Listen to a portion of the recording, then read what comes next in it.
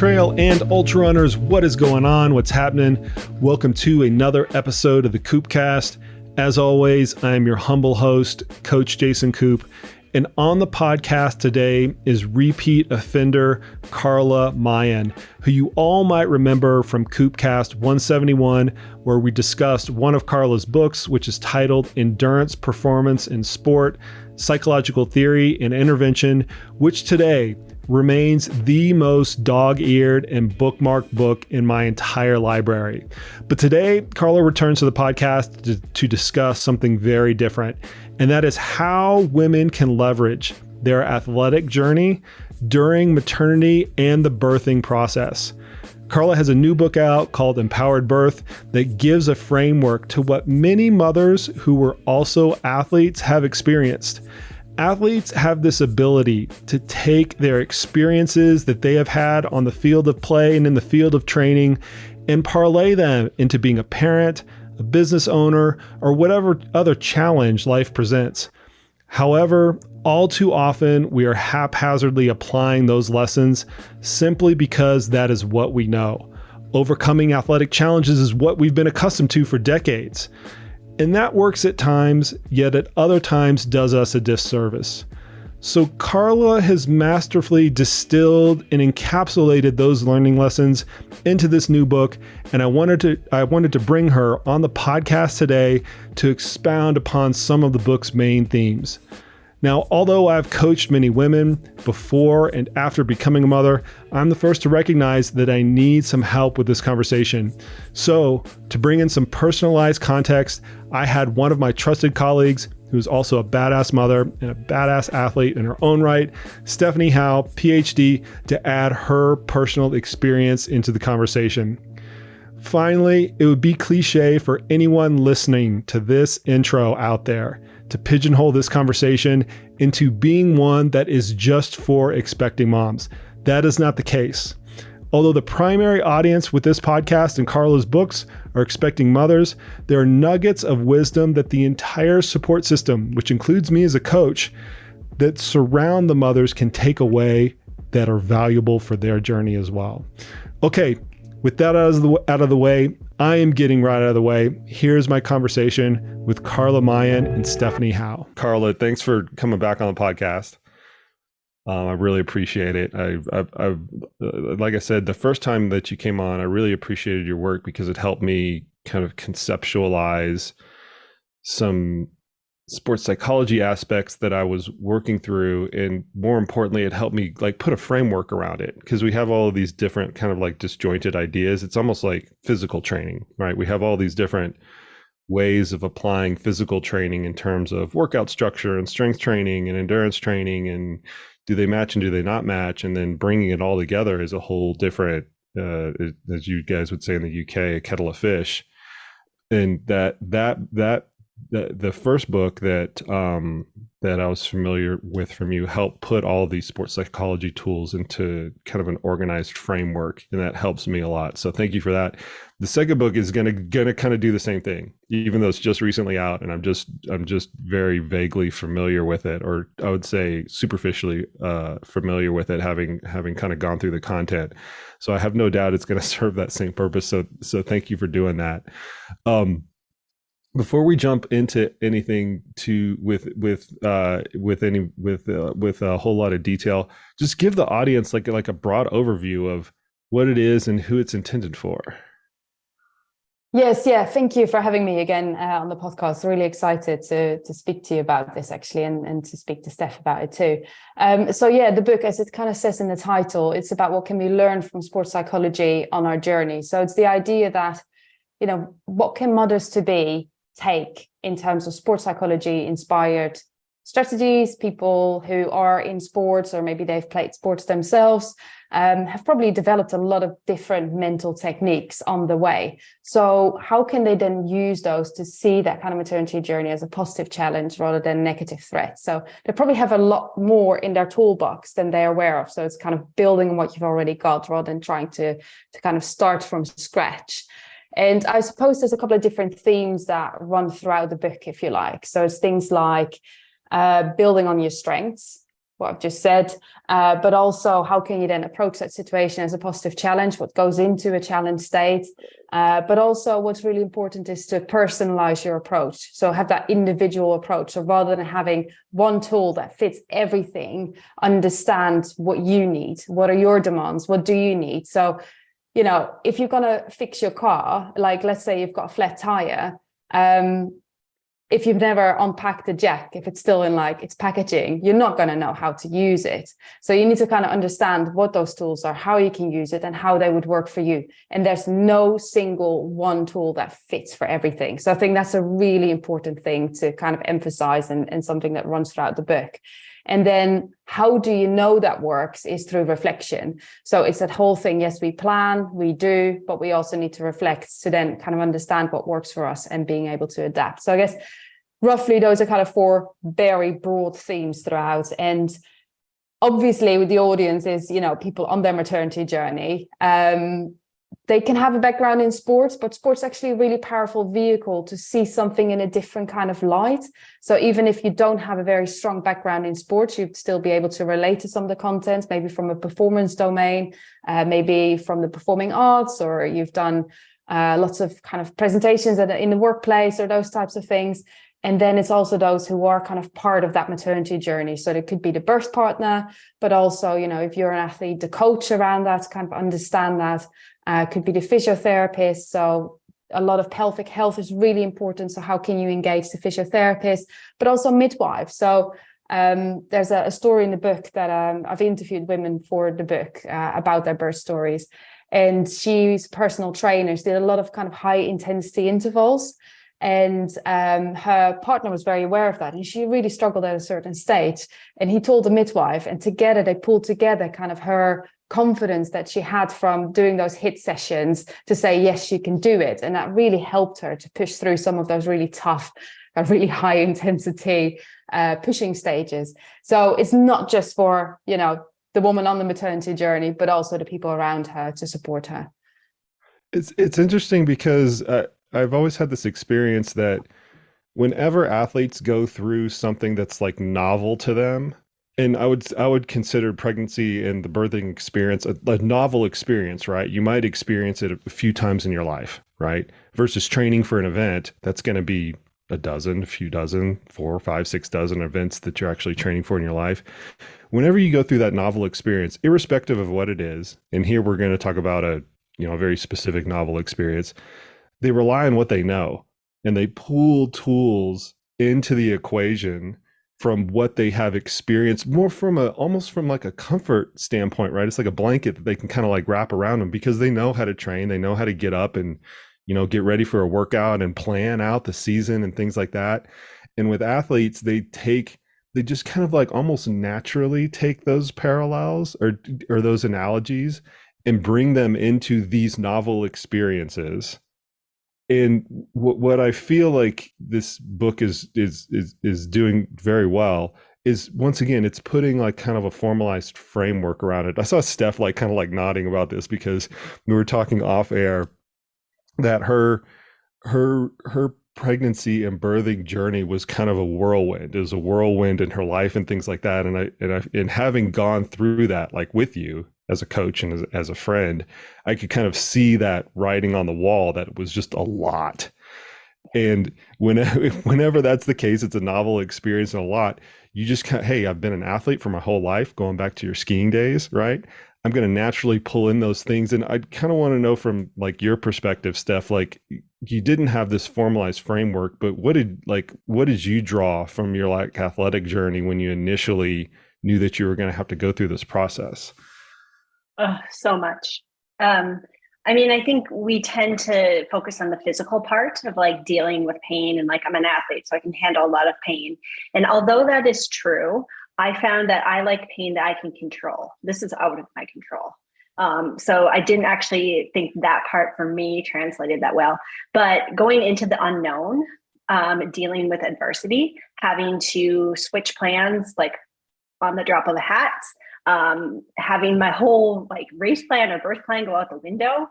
Those are things that I really drew on. And I think I mean, everyone has a very different and incredible, amazing birth story. And I think mine at the very end, I really drew on my athletic background because I was in a panic state.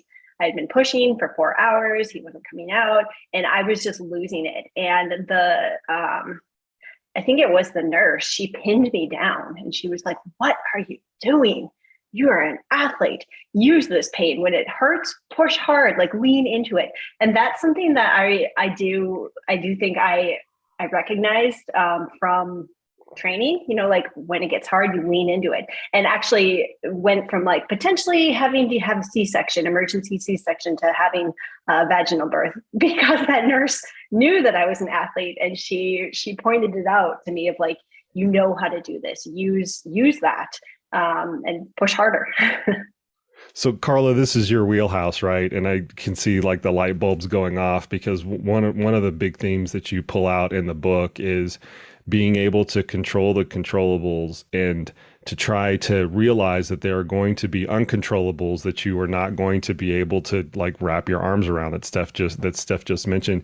Can you kind of like expand upon that a little bit and like give the listeners out there just some strategies in terms of how those two actually can parallel each other?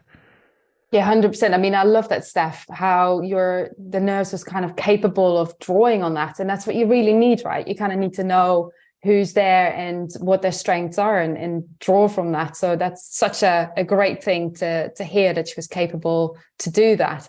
But yeah, when it comes to perceived control, so when we see kind of challenge, seeing something as a positive challenge, that's one of the ingredients for positive challenge. So you've got things like self-efficacy. So you're believing your ability to do something successfully. So maybe that's around, managing pain or those types of things. Tough as a first-time mom sometimes to kind of think about previous performance accomplishments as one of those sources to draw from. We can use things like vicarious experiences, having others in a similar situation kind of done that well. And then there's also that idea of tackling things head on. So that kind of approach motivation rather than sticking your head in the sand, which is very easily done, especially when you're kind of in pain. You kind of just want to ignore it, push it away, which is much more like a threat state. And then it's that sense of perceived control. So kind of having that real awareness of what's in your control, what's outside of your control. And this is such a key thing when it comes to the kind of maternity journey. Feeling that you're out of control mucks up the kind of that hormonal equilibrium. So, you get into that stress state, cortisol jacks up, which is helpful to kind of get the energy going. But ultimately what it does, it kind of suppresses things like oxytocin, which is a hormone that you need to push the baby out, if you like, to kind of get, not push the baby out, but get the contractions going. You need to have those kind of like hormonal levels. So this is why control is such a key factor. So if you're trying to control everything, you get into the kind of this fight or flight state, you get in this like stress mode, and it just feels like this is going to be tough. If you want to control, I don't want to have like a cesarean, for example. If you don't want to have a C-section, you don't always have control over what the baby does. So Steph, like the example you gave, like sometimes you have to have that emergency C-section because that's just the safest way for everyone out there. But actually, if there is some level of controllability there, which in this instance there was, like, okay, let's give it a try. Let's like really breathe into the pain. That's something that you can then control. So yes, you have a situation, but within that situations, there are aspects that you can control. And then there's those things that you just have to hand over, in this instance, to the medical staff and kind of trust their knowledge. And what I tend to do, I think, with athletes that translates quite well to the book is kind of do this awareness exercise of what's within your control and what's outside of your control. So what's the situation? What are the demands within that situation? And how much can you kind of stay in the task, and what are things that kind of take you away from that? And within that, how much can you control? So there's things like comparisons to others. I've been pushing here for 4 hours. The baby should be here. And kind of, that the clock watching is a big thing, isn't it? And that's completely out of your control. And then what then happens is you move so far away from kind of that task focus that it just becomes quite overwhelming. So what you had in that situation had someone kind of helping you to get back onto that task focus through reminding you to really tune into that pain. Don't see it as kind of, I guess, your enemy. Yes, the pain is much more intense than what you probably ever experienced during ultra, because that's much more at, you never go, I suppose, an RPE of 10 out of 10, well, maybe it's, but you don't tend to do that for a whole, endurance race. But it's actually when you go through that transition and you go into some of those pushing phases, it is a 10 out of 10, isn't it? Like you just can't give anymore. It comes out of your toes. So it's about how do you then translate that? Okay, well, what can I do? I can still engage with my breathing. I can still have a really powerful breath to then push that. And then, okay, I've given it my all. I know I've given it my all. If I now need to hand over to the medical staff for an emergency C-section, it's fine. I've done what I've could. As an example. So that's just one thing. You're really resonating with me on this control piece, because everybody out there kind of anecdotally knows that athletes have high levels of control, but I'm going to give a really specific example of this. So several years ago, we had this consultant come into CTS. It's a company of coaches, but we all have athletic backgrounds. And they did a Phiro B assessment, which, Carla, you're probably familiar with, but the audience is not. And all it does is it tells you your kind of emotional needs, right? And they did it as a group. And one of the kind of emotional needs is control. So there's 3 of them: inclusion, control, and affection. And our whole group was off the charts on control, having all these athletes in there. We all wanted a lot of control, and we all wanted to express our control to our peers. And I'm using that as it's a little bit, our group is a little bit of a microcosm of the entire athletic space. I don't think that that's a big stretch to actually make, because athletes are kind of athletes. So what my question to you is this element of control, is it that when you're doing consulting with athletes, do you actually see that as one of the bigger parts of the things that they need to work through in advance, given that they're in a situation that they're not going to be able to apply a whole lot of control to? Yeah, definitely. I think it's that acceptance element that's really important. So in the book, one of the chapters, and Steph already kind of talked about the birth plan overboard thing. That's actually the title of that chapter. It's kind of around goal setting. And yes, it's, we always promote this whole idea of autonomy, right? So you want to have autonomous goals that are meaningful to you, that aren't imposed on you by others. And that quality of goal is really important. But what happens a lot is that we tend to then develop this one kind of super goal that we want to work towards. And, sometimes I label that as kind of a do or die goal. Maybe it's better said as a do or fail goal. And, if what you see a lot of that is that people hang on to that particular goal. And if they don't get close to it because of factors that might be out of their control, it imposes so much guilt and kind of negative, unhelpful emotional states. And so what I'm trying to do when I'm working with athletes, and what I write in the book as well, is think about different levels of goals. So yes, if everything's fantastic on the day, and yes, in this instance, the baby is in a perfect position, and, you're quite calm and have like a super smooth kind of transition between the stages, fantastic.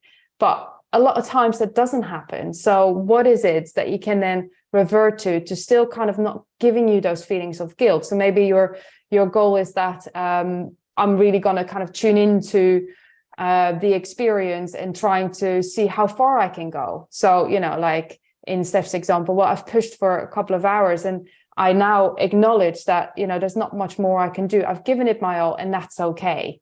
And so you're kind of having those plans A, B, and C.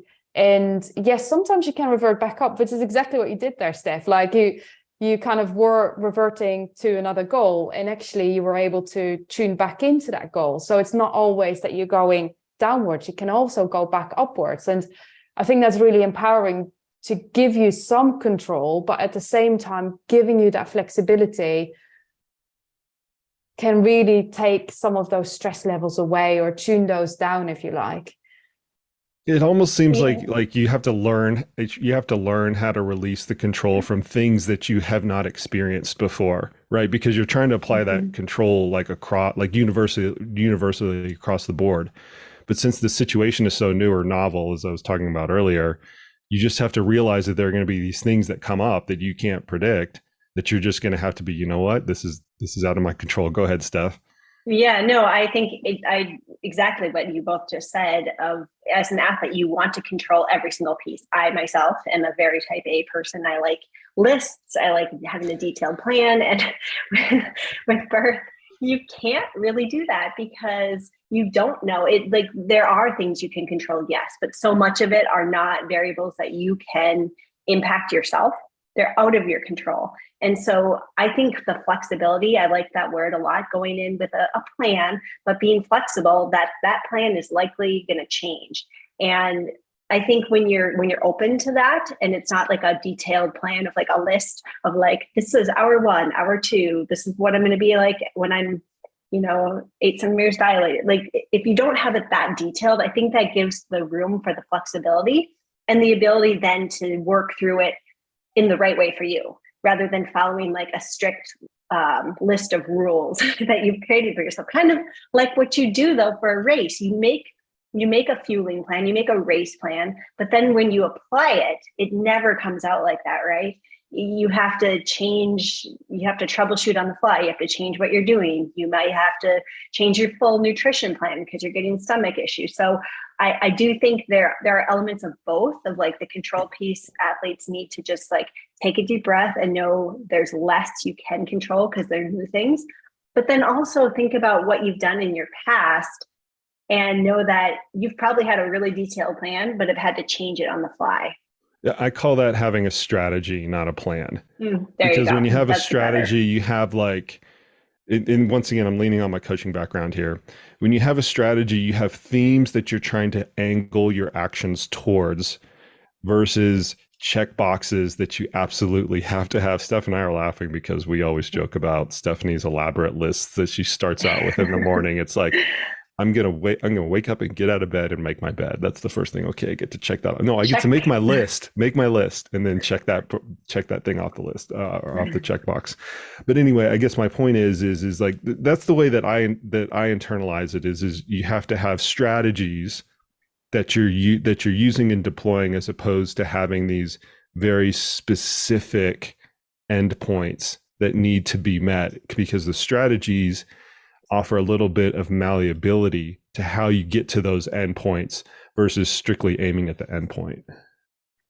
Yeah, 100%. I think if you go straight to the endpoint and that's all that matters, you kind of also don't take in anything that happens on the way there.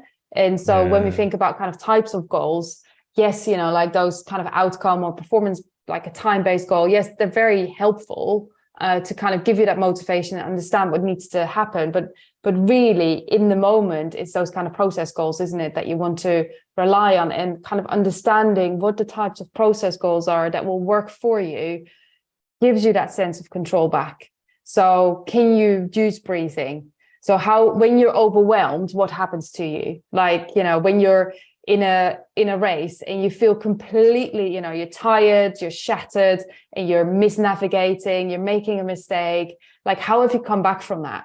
Like, what did you do, rather than, focusing so much, okay, well, I'm not going to make my time now, and that's going to, make you feel really bad about yourself. That's not going to help you in that moment. So it's about, okay, what can I now do to, maybe regain myself? Can I draw on some statements to help me navigate again to where I need to go? Maybe I'm so inwards focused, I'm tripping because I don't see what's, those stones on the path ahead of me. Like what can I do? Can I maybe build in a routine to like focus outwards, inwards, notice how my body feels? And those are things that translate really well, because what sometimes happens in birth is that we're so kind of focused on dissociating ourselves from the pain that we don't actually realize what's happening with our body. So it's about kind of allowing yourself to sometimes tune into the pain. And that's, you gave that example, and that can be really empowering, because then you're tuning into your body, you'll be able to communicate those levels of pain, and then maybe decisions need to be made around pain relief that otherwise you wouldn't have done, and actually that will give you a much better experience. And I'm kind of drawing on a podcast that I did a couple of weeks ago with Dr. Scott Fry, who's a neuroscientist, and one of the things that he mentioned that made a big impact on me is that our relationship with pain is malleable. And we don't know what the flavors and the extent, because I don't want to just like put it in like a term of magnitude, right? Because it's different. You don't know what those are until you have actually experienced them. And that's the malleability piece of it. And so to your point, Carla, of you don't know if it's going to go all the way down to your toes, right? Before you actually do it, but then you experience it and you're like, okay, like this is just a different experience that I'm going to accept. Yeah, exactly. I don't know, Steph, what was that like for you? Oh yeah, no, I think my idea of an RPE of 10 out of 10 definitely shot through the roof. I think I probably perceived I was at 10 out of 10 when I was at 5 out of 10. So that was a whole nother level for me. We're going to get into later, like how you can use reflection to then become a better athlete and a better person after having gone through this journey. But I kind of want to table that a little bit, because I want to get to something that is kind of tangentially related to this that you mentioned in the book, Carla. And once again, this is something that I identified a lot with as a coach. It's this element of personalizing the experience for the individual. And that's a big role of what I do as a coach, is I take these general training principles that we all know. Okay, we know how physiology adapts, and we know how the cardiopulmonary system works, and we know how the musculoskeletal system works and things like that. We're taking these big generalized principles and I'm tailoring them down to, Steph, I want you to do a 2-hour run on Saturday. Right? That we're, from whatever principle that is, we're trying to pin it down to how is it going to affect that one individual based on any number of factors, how they've, adapted in the past, what their strengths and weaknesses are, what their goals are, and things like that. And you mentioned this in the book that there's this one kind of specific thing, that generic advice is very easy to forget. And I want you to expand upon that a little bit, very specifically with this maternity and birthing journey, in terms of how can people who are going through this or are going to go through this personalize the journey for them? Yeah, I mean, and I'm sure Steph can relate, there's so much information out there. And, if you go to like a birth preparation class, there's a lot of kind of information being thrown at you, which is, you digest some of it, but it's really hard to kind of remember everything of it. And actually what's a good thing to do is to really think about what your strengths and what your weaknesses are. So when you're thinking about these are the potential demands of the maternity journey, what do I already have? Like, do I feel confident in my body? I know my body is strong, so I can probably tick off some of those things in a kind of those 9 months, or in your case, Steph, a bit less than 9 months leading up to it.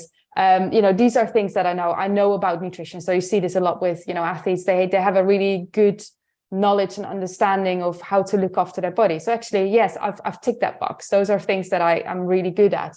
But actually what I struggle with here is some of my self-belief, because this is a completely new situation and I've got no clue what to expect. I feel that a lot of things are out of my control. So actually those are the types of things that I need to work on. So then it's about breaking that down. How can I then fill my self-belief? So what can I do? Maybe it is about speaking to other athletes, so thinking about those vicarious experiences, have been in the same boat, understanding their journey, and kind of, when that pain intensity ramps up to levels that are beyond what you've ever encountered, what are some things that they found helpful? Okay, is that meaningful to you? So maybe they use some very specific process goals and they drew on very specific statements.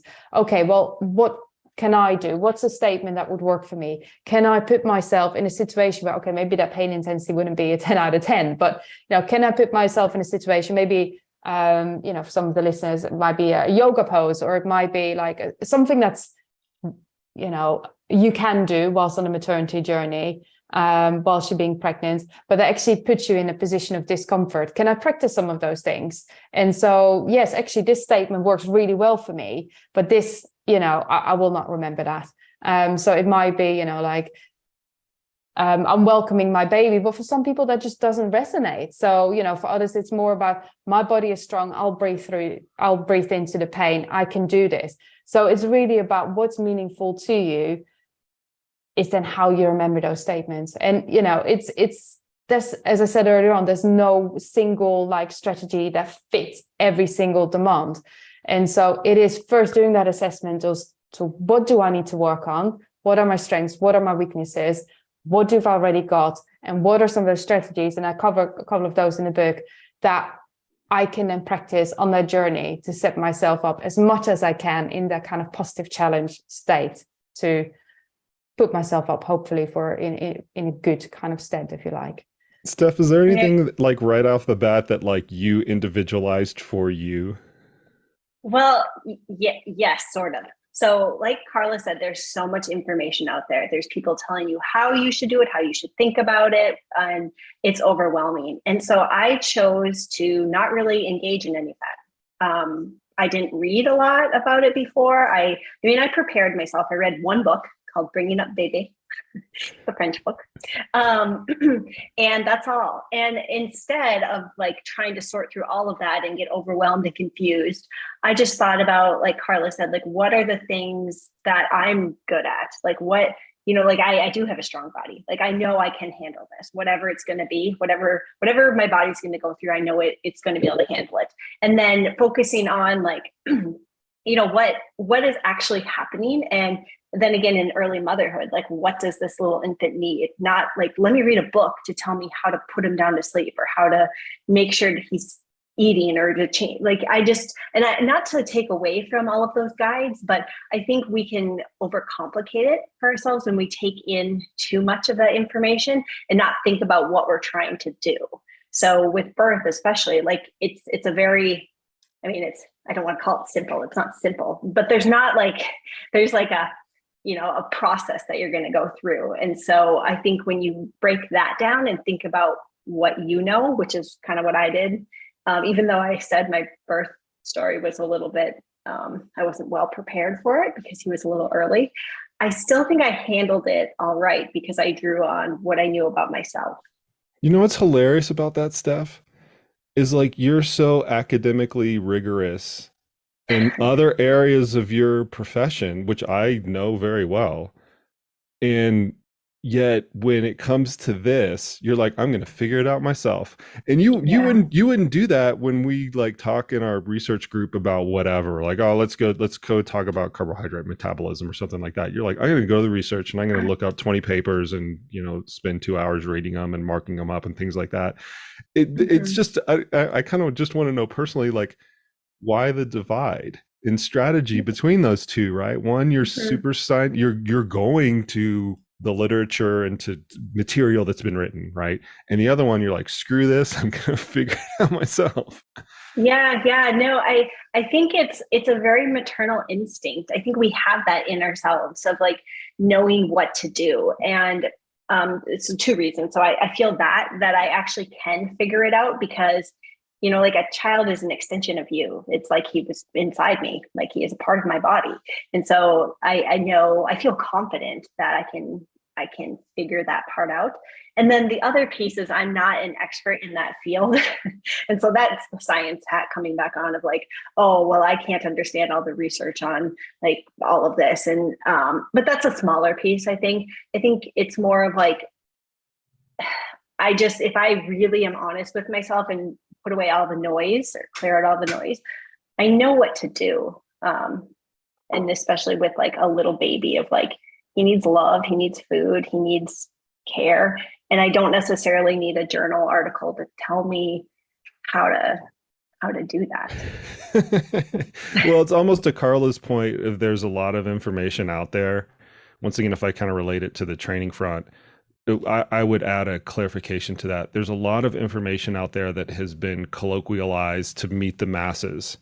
There's a lot of research that is in the physiology and coaching and training space and things like that, and we can draw a lot from it. But to Steph, to your point, not everybody's a domain expert, and so they look to the colloquialization side of it, and that's where we get like static training programs, right? To this individualization piece, we get these static training programs that are meant for a completely different journey, right? They're meant for the pregnancy and the birthing journey. And my same issue with static training programs would be, or my issue with static training programs would be that they cannot and they are not individualized to a person. That same criticism can be applied to this like colloquialization of the information that's more in this other world. 100% agree with that. And I think if I could hire a coach to take me through this journey that I could check in with every single day, that would be the best case scenario. So I don't know, Carla, if you're looking for a career addition to what you already do, but I think there's a market for it. There we go. We just started up a new career for Carla. No pressure there. And so if I can just add to that, I think one thing that really resonates there is one of the reasons I actually wrote the book, was that people who kind of attended some of these generic, I went to one birth class and I did some pregnancy yoga and, very knowledgeable teacher, but I stayed clear from the books. I just, for my day-to-day job, I'm already reading so much.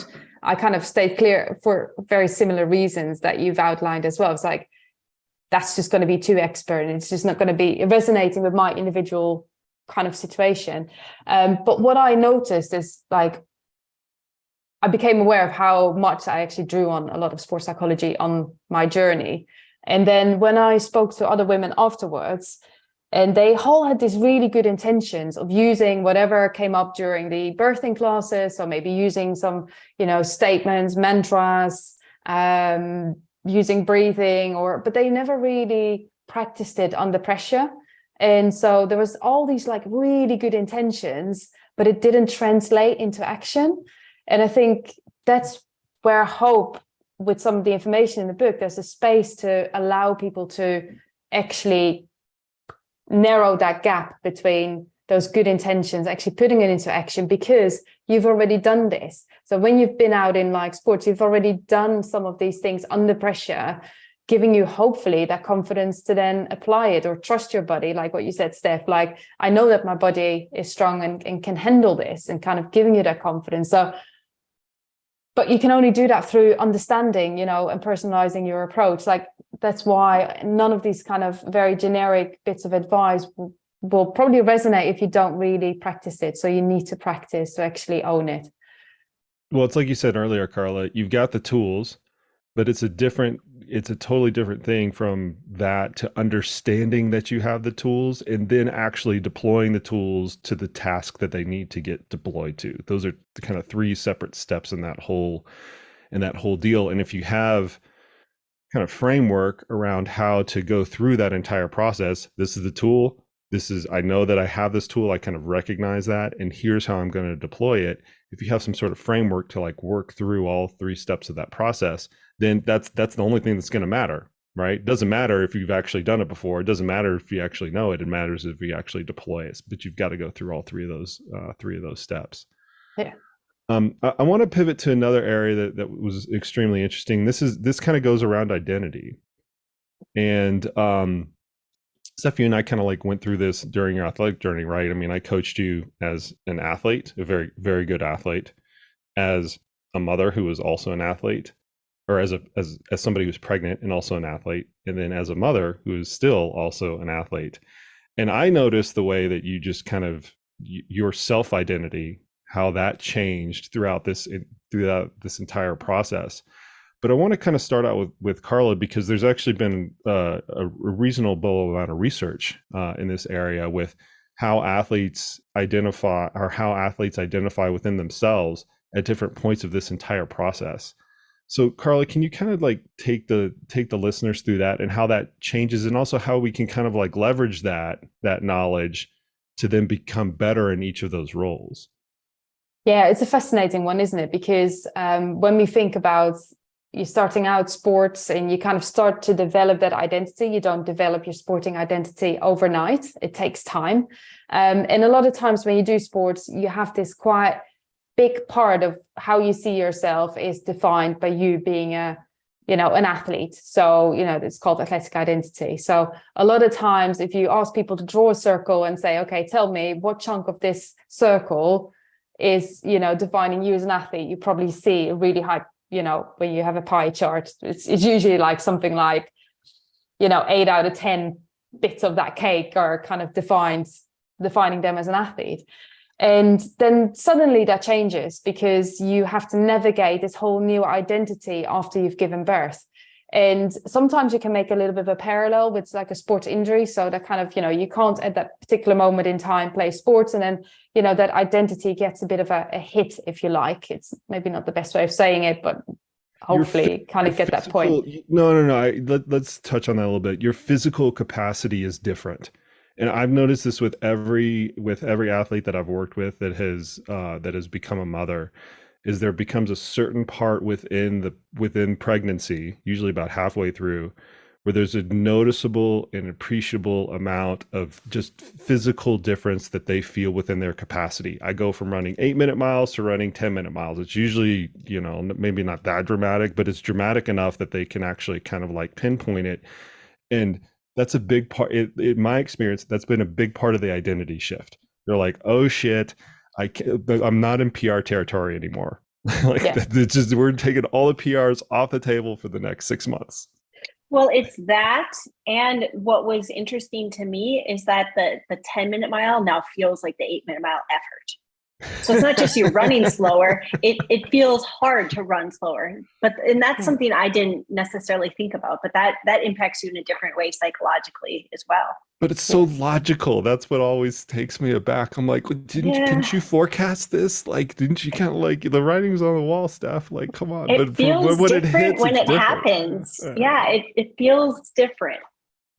Yeah, it's fascinating, isn't it? And I think that's why sometimes that comparison to kind of, especially that period when you just come back from an injury, can really resonate, because what you do is you're comparing kind of, what it was before the injury. You're kind of coming back expecting to be at a very similar level. And obviously when you're pregnant, your body, changes, and you can still do a lot. And there's some amazing examples, and I'm really pleased that, foundations like the Active Pregnancy Foundation in the UK, but also like a lot of people have now much more embraced and kind of promoting that whole idea that, yes, you can stay active during pregnancy, but it does feel different. Like, what you say, how you run, your pace changes, but it feels like it's still the same effort level.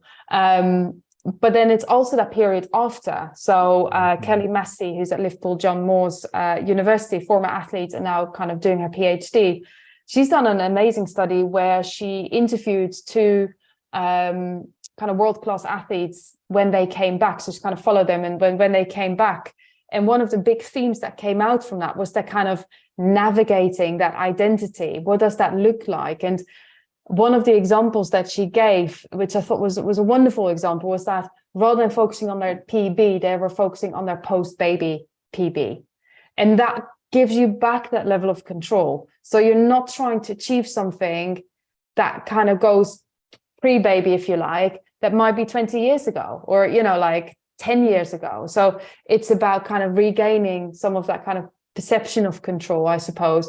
But also it's about that appreciation that when you were an athlete, you didn't develop that identity overnight, and suddenly when people become mums, people expect them to suddenly just get it as like, okay, well, here's your mom identity and here's your athletic identity. And then it becomes like a real kind of conflict. And there's been some really fascinating research papers out there.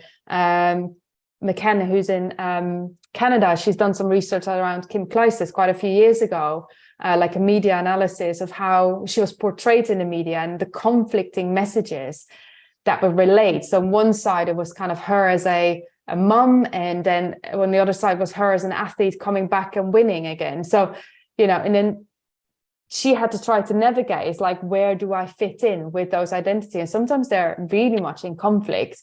So it's about finding that kind of identity where you can marry that up without feeling a lot of that pressure, which a lot of times comes with that comparing how it is with how it should be, is a big factor that comes in there.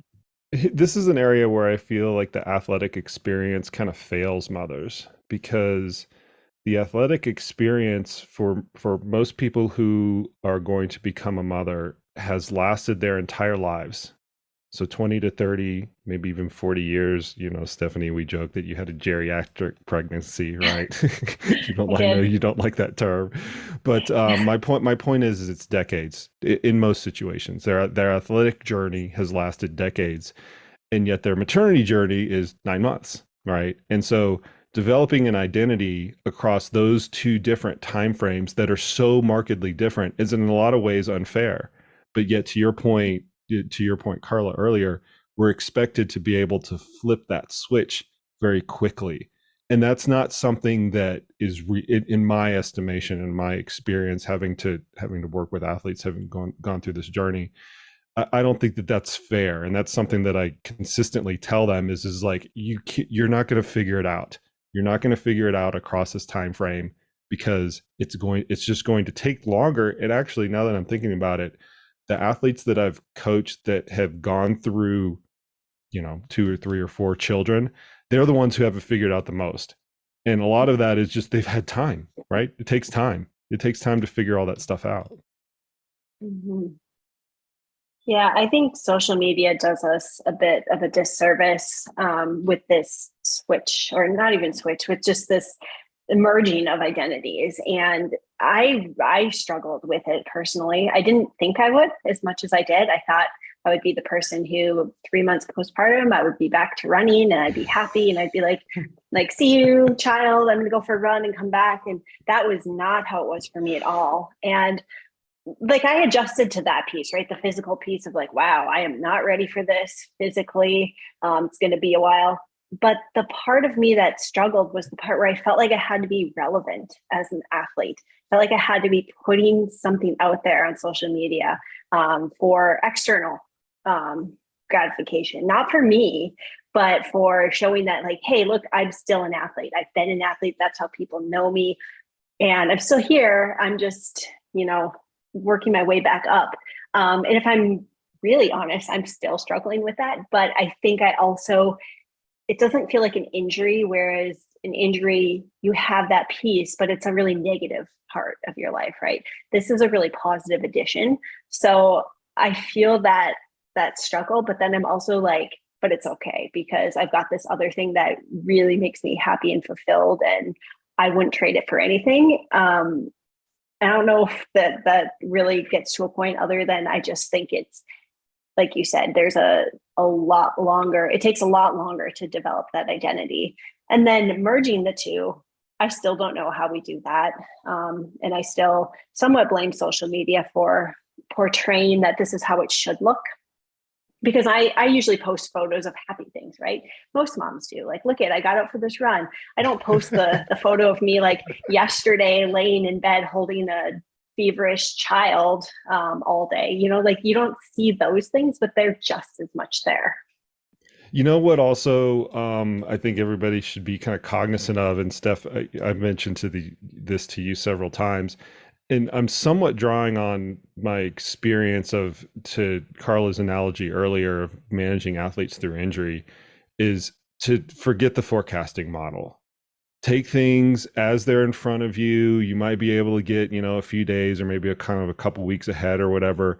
But this, to use your words, Carla, return to your previous PB, right? Your pre-pregnancy PB or pre-birth PB. Forget that forecasting model, because for some women, that's actually pretty quick. Some women, they just get back into it and they're freaking, back on the track, back in the mountains, kind of in their formal physical athletic self very, very quickly.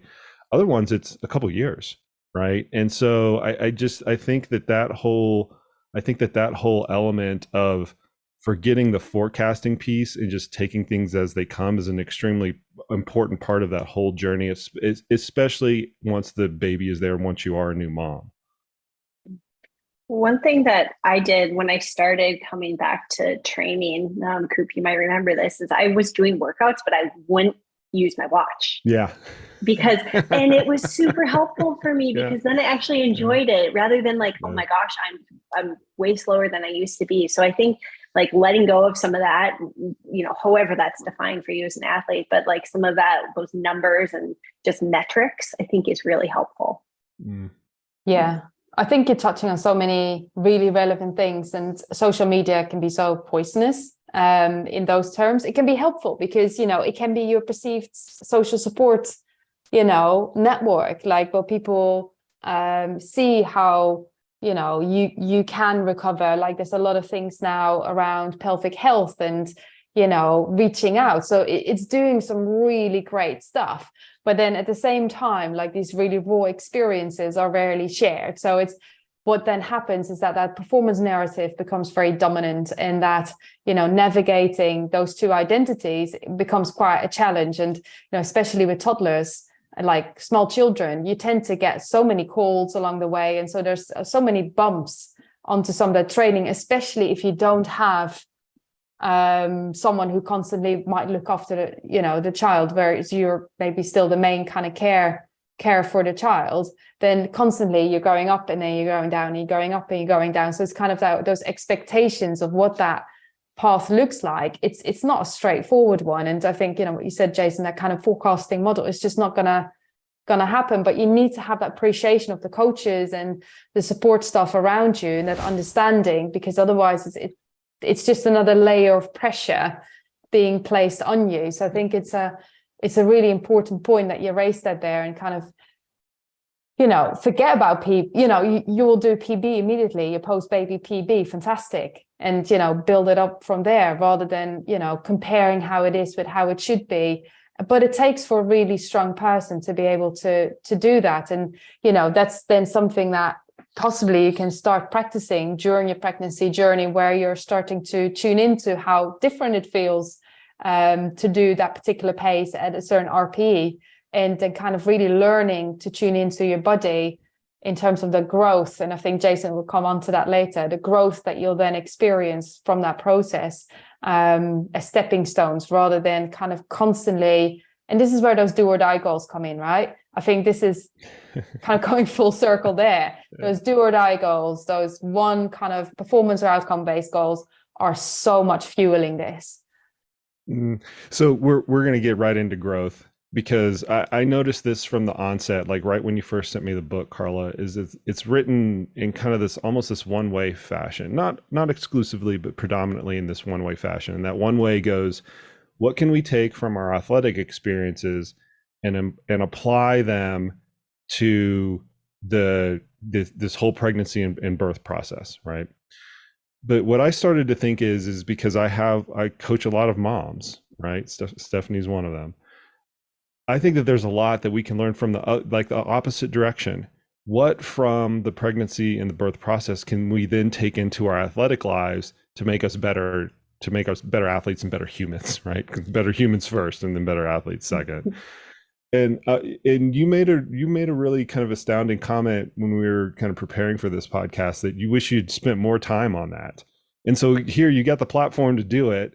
Like how does this work not in the reverse direction, but how does this work in that direction, right? And so now they're on the other side of this whole pregnancy process. They're a new mom, or they're a mom for the second or third time. Like, what can they take out of that process to now help them be a better athlete? Yeah, I was reflecting on that actually, because I did talk about it a little bit in the book, where, you know, we have all these narratives of amazing, you know, women coming back and winning gold medals and so on. But actually, that's not for everyone. So I think, you know, in the final chapter, I talk about the postpartum period and kind of, you know, what's happening there when you're trying to navigate that new identity. And although I've kind of talked about that growth a little bit, for some women, that's quite a challenge. So I think I gave you that example that some women still feel guilty about the birth that they didn't have.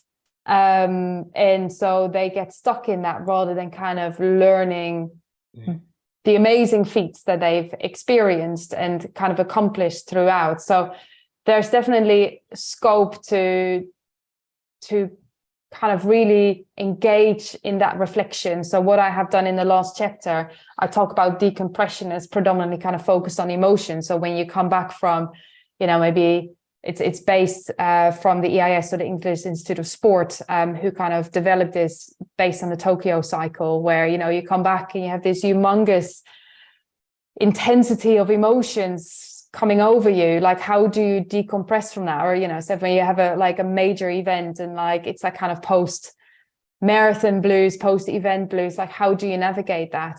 But part of that is also kind of sense making and action points, like what's the meaning coming out from this, and how can I utilize that meaning for looking ahead in the horizon? So it's about decompressing and making sense of these emotions, but actually you can use that also as a reflection tool to then look forward and have a bit of a framework around how can you then go forward and focus on your strengths. And I think there is a lot more scope. There's some research out there and lessons learned from the maternity journey, but there's a lot more that we can do in terms of moving away from feeling bad about what might have happened during the maternity journey or pregnancy, but actually focusing a lot more on that strength model in terms of, hey, I've done something pretty amazing here. What can I learn from that?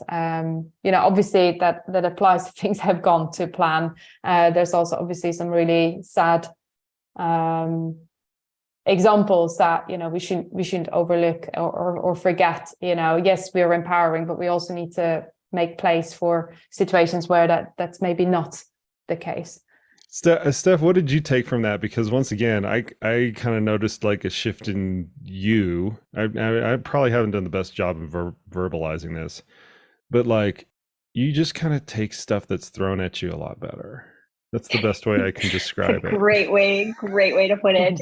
Yes, I think I've become a better, more adaptable athlete, because in the past, if things didn't go as I planned, that would upset me, or I would change my plan. If I didn't get a good night's sleep, I would sleep in and skip my workout or move it. And now if I did that, I would never run. So I just it's like, okay, I didn't sleep. Well, it's a Wednesday. That's just another day. Great. Here we go. Or it's like, okay, your window now, suddenly you can go at 11 a.m. and you just slammed a huge burrito, go. I just think I care less, but I mean that in the best of ways. I just don't put the same emphasis on making it perfect. I put emphasis on being consistent and doing something for me. And whether that be how I thought it was going to be versus reality, how it actually is, I think I take that much better now. And I think it's really, my dad actually used this word, it said that motherhood has really softened me in a good way, of just being a little more forgiving of myself, or gentle to myself, of Koop, if we were to look back at Training Peaks and look at the comments I wrote in 4 years ago, they were probably pretty hard on myself. Whereas I think now I am somewhat, but I'm also hey, I'm doing a good job. And my training is not on paper nearly as good as it used to be, but I think I just have this better perception of things can go not as planned and they can still be pretty good. So here's my coaching moment that everybody gets to listen to on the podcast between you and I, Steph. I think you're okay with that, because we've been coach athlete and friend relationship for a long time. I would say I would disagree with you to say your training is not as good now. It's just different. And it's perfect for what you need at this point in your life. And I think that mental switch, that it's worse than it was before, or not as much volume, or I'm slower, or whatever, you just got to take it as an individual experience and say, you know what, this is exactly what I need right now. Because you'll adapt, you'll adapt to training stimulus, and it's not going to be as much, but that doesn't necessarily, or as intense, or as whatever, but that doesn't mean that it's worse, right? Worse versus better. It's just what it is for what it is right now. I mean, even your story with the burritos, I just slammed a burrito and I've got an hour right now. You can drill that down and say, you know what, the quality of my workout is going to be reduced because of whatever, and you above anybody else can pin it down to the physiological kind of mechanisms. but that's what you need right now. That's what you needed in that one particular moment. Yeah, and I do think I'm happier, which is a word I don't really love to just say like I'm so much happier now, but I do feel a better sense of my pie chart is a little more balanced in a healthy way. There's not so much weight on an external performance piece, because at the end of the day, I love this. Tim and Diana Fitzpatrick are kind of legends in the ultra running world. Many people know them, and they had a young child, and Diana won the Dipsy, and her child said to her, "But mom, when you come home tomorrow, you still have to wash the dishes." So I think that's just a great analogy of like, they don't care. They don't care if you win or lose. Like, they're just happy to be there. And you are going to have to wake up in the morning and change a poopy diaper anyways. Yeah, I love that. And I think there's quite a few examples out there. I mean, they're obviously anecdotal, much more than, yes, there's some research out there that kind of looks at this and how, like identity shifts, there's some transition in sports. There's, I'd say maybe a dozen or so studies that have actually consistently looked at this. And, when you're talking about Training Peaks, I was like, I'd love to do a study on like Training Peaks comments of like women throughout that kind of I've got them cycle. all. I mean, how amazing would that be? Just to kind of do an analysis of that and kind of see what the themes are, and how that may or may not change. Because there's so much scope. And I think that reflection is just so important. Like, you can't grow without reflection. I think that's a key. And I do talk about that in the book. Like, it's going to be pretty difficult to know what you're going to take away from this if you don't engage in that reflection and, kind of love that. Also, at the end of the day, your identity, it has changed, it has shifted. And, being able to be okay running without a watch, like that doesn't happen then before, right? You're kind of addicted to the watch and it doesn't go. Mm-hmm. But being able to make those changes and being able to reflect that you can make those changes is really helpful. So I think it's about reflection, not just on the physical things like what it looks like, but also kind of reflecting on that. What have you gained psychologically and so on? So the themes that I take away from this is to harp on one that I mentioned earlier, is to try to forget the forecasting piece. Because for every Chrissy Wellington or Serena Williams or whoever we want to put on a pedestal that has these amazing athletic stories after they have become a mother, and they are amazing, for every single one of those, there are multitudes more that just don't happen like that. Right? Either by chance or circumstance or deliberate action, whatever concoction of all of those kind of come together, but they don't get thrust into the spotlight. And that's why this forecasting model is saying, well, freaking Serena did it. Look how many titles she won after she became a mother. You don't necessarily need to take that experience that she had and try to forecast it onto your own. You need to individualize it, coming back to that theme. You need to individualize it for whatever the future is going to hold for you, and you don't know what that is. And then the final thing that I'm taking from this is just reflection. Like, there's a lot of what you can just go back and deliberately look at your comments in Training Peaks, as we're very jokingly like talking about, but the whole process, right? It's not just simple as looking at the comments in Training Peaks. It's the whole thing, and using that for, hey, now what are the things that I've learned, just like any other life lesson? What are the things that I've learned there that I can now apply into my life going forward and or your athletic life? And whether that's dealing with pain or being malleable or being flexible or learning how to kind of like work with a framework and not necessarily a detailed checklist, whatever those are for you, that kind of comes back to the individualization component. That's what I really take from that, and how I'm going to help athletes in the future is just to realize how this whole thing flows and what those major themes that emerge actually are. Yeah. I think you've summarized that really nicely.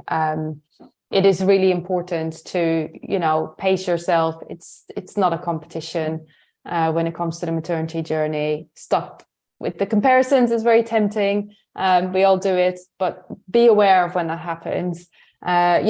that perception of control comes to that individualization, gosh, what a word.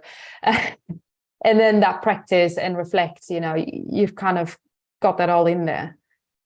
So Carla, I'm gonna turn it over to Steph first, and then Carla will kind of like wrap up with you with like the kind of the big theme that you took away from writing this book and what you want the listeners to take away from it.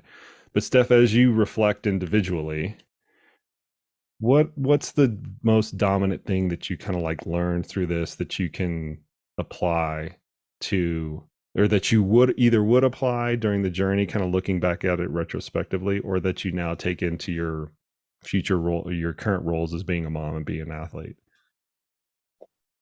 Yeah, I think I just am softer. I don't know a better word to describe it, or I'm just a little less type A, because I've had all these things thrown at me that are out of my control, and I've had to just kind of roll with it. And that's not something that I've done in life before. I was always able to just like hunker down and work harder and get them back within my control.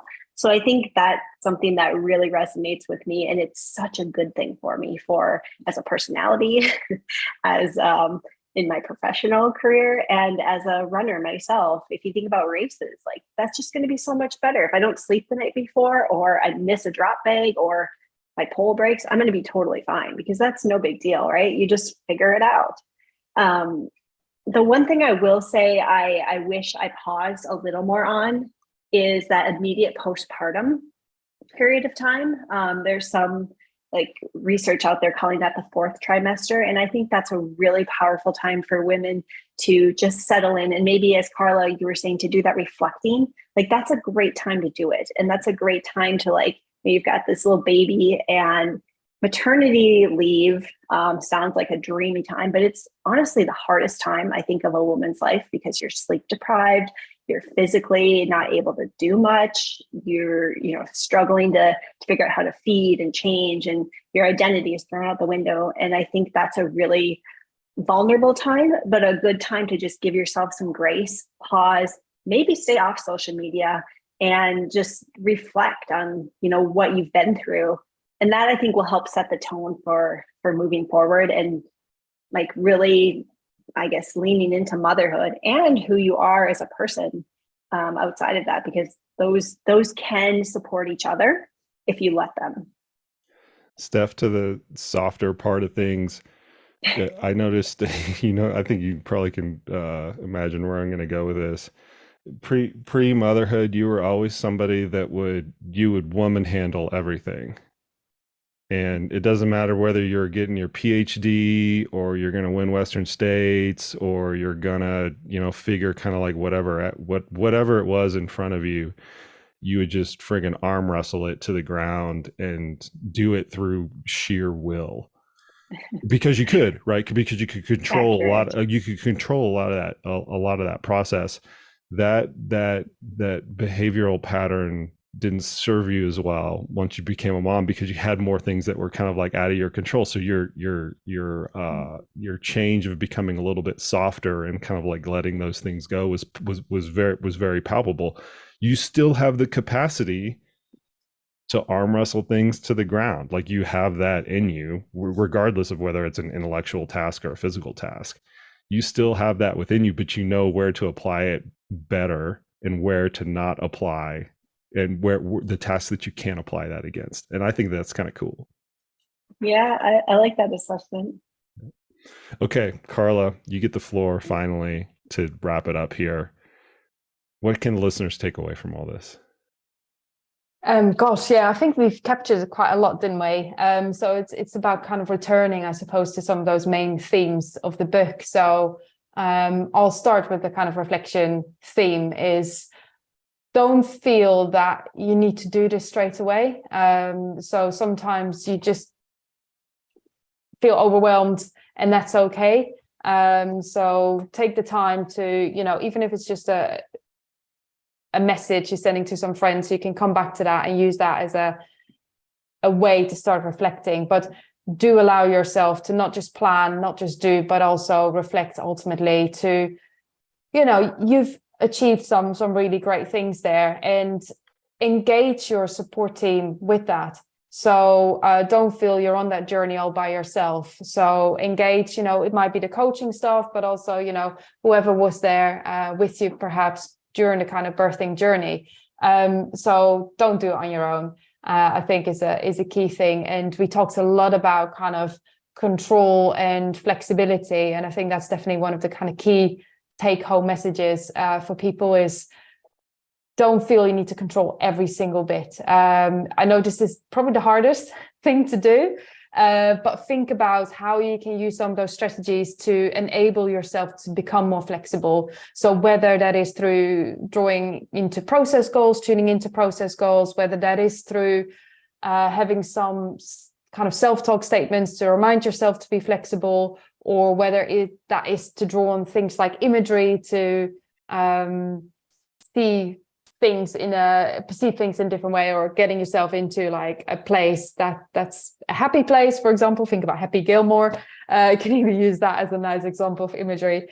And I think that's a really important thing. And then the other thing is pace yourself. Like, honestly, it is your journey. It's no one else's journey.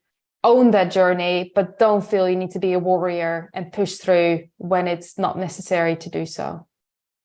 Really amazing concepts there, Carla. Where can I'm going to give you final chance to plug the book. Where can people get their hands on it? So the book is published by Sequa Books. So you can either order it directly from them. You can spell it. I'm sure it'll be in the caption. I'll leave a link. And it's all the kind of main booksellers should have a copy or should be able to order a copy. So it's Empowered Birth. Lessons from Sports Psychology for Your Maternity Journey is the title, or you can go to my website where there's a link to the bookshop as well. This has been awesome. I'm going to leave links in the show notes to everything, including some of the research papers that we just talked about, because I've got those queued up right now. I'm looking forward to getting to the rest of this. I'm about halfway through the e-copy. I'm looking forward to getting the physical copy. And the reason I'm mentioning that is that it would be very easy and cliche for people to think, oh, this is just for people who are going to be new moms or think they are going to be new moms. And it's not. I am absolutely 100% going to use this in my coaching practice, probably within the next few months, because just the way things go, I just have athletes that are, going to be new moms every maybe 2-3 times a year. And this is going to be another tool in my tool shed, so to your point that that to-be mothers can bring a village around them, that it's not just them going through this process, they can leverage other individuals. I'm going to take heart to that, and I'm going to, I'm going to sharpen this tool definitely. And this is going to be one of the things that I use to do it. And thanks, Steph. Absolutely loved your examples. Yeah, thanks for letting me join you both today. And thank you for all the work you're doing in this area. I think it's a much needed space for women to have resources. So I also am looking forward to reading the book. All right, folks, there you have it. There you go. Much thanks to Carla and Steph for coming on the podcast today. This was a really fun conversation. And I got to tell you, I got a lot out of getting an initial copy of Carla's book. It's something that I'm going to take into my coaching practice, something that I'm going to continue to work on as a coach, and hope to develop that tool in my toolkit on how to support expecting and new moms all across the entirety of their journey. And I know a lot of you listeners out there who are on different parts of that entire journey and that entire spectrum can resonate with parts of this conversation. So I encourage you all to go and check Carla's book out. It is a fantastic one, and I hope that she does well with it. Switching gears a little bit, next week is Western States Week. I will be out there supporting a number of athletes. I hope to see all of you out there. If you do happen to see me, give me a high five. Tell me what you want to see upcoming in the podcast. It is always a wonderful week to see the entirety of the trail running community rally around one fantastic, amazing race. I wish the very best of luck to all the athletes out there that are going to have to navigate the snow and the heat all in one race. It's going to be a really good one. Hope everybody tunes into the amazing coverage there. That is it for today, folks. And as always, we will see you out on the trails.